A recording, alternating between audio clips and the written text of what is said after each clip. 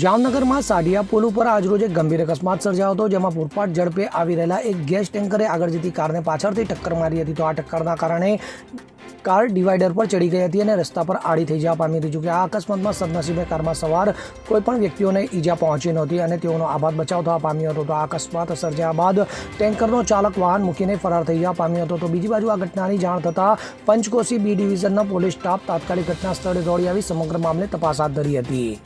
Bureau report CN24 news.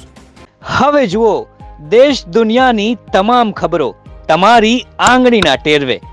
ઉઠાવો mobile અને Google Play Store પરથી ડાઉનલોડ કરો અમારી CN24 ન્યૂઝ મોબાઈલ એપ.